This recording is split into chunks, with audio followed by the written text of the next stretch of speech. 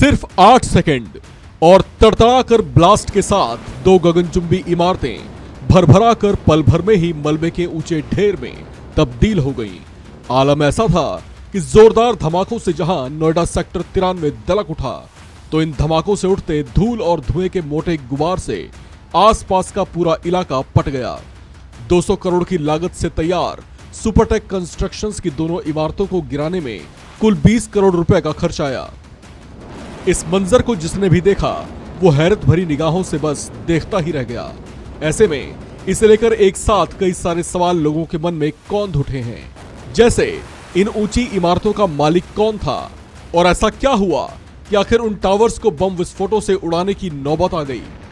दरअसल इन twin towers का निर्माण करने वाली कंपनी का नाम है सुपरटेक कंस्ट्रक्शन।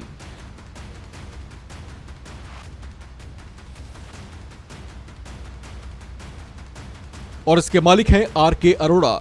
ये इस सेक्टर के इतने बड़े किंग हैं कि इनके पास कुल 34 कंपनियां हैं, जिनमें कंस्ट्रक्शन के अलावा broking, printing, civil aviation, films, consultancy और हाउसिंग फाइनेंस तक के काम होते हैं।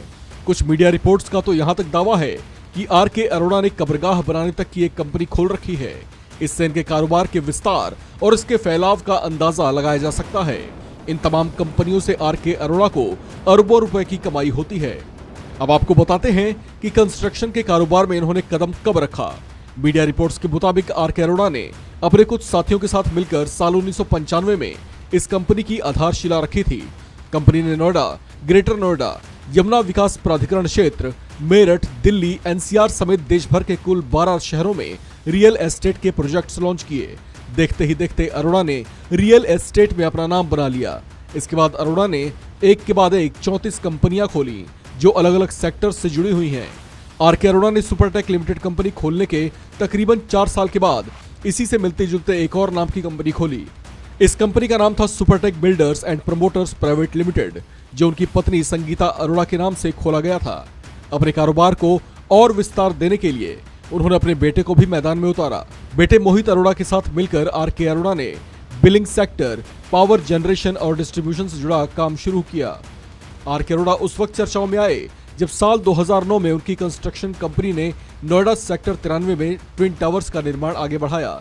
इसके विरोध में हाउसिंग सोसाइटी के लोगों ने RWA बनाया, जिसके बाद दोनों टावर्स का विरोध शुरू हुआ, क्योंकि उनकी सोसाइटी के ठीक सामने, जिसे नोएडा अथॉरिटी ने पहले ग्रीन बेल्ट बताया था, वहां 2 विशालकाय टावर खड़े हो रहे थे।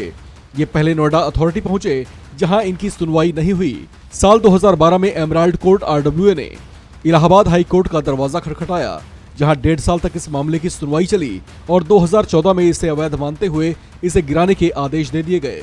इसे बचाने के लिए साल 2021 में सुपरटेक कंपनी सुप्रीम कोर्ट पहुंची, लेकिन वहां भी हाई कोर्ट के आदेश को जारी रखते हुए 31 अगस्त 2021 को फैसला सुनाया गया।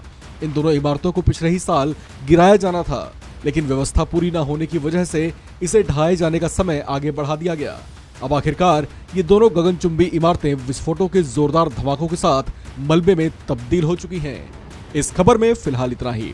बाकी अपडेट्स के लिए बने रहिए वन इंडिया हिंदी के साथ।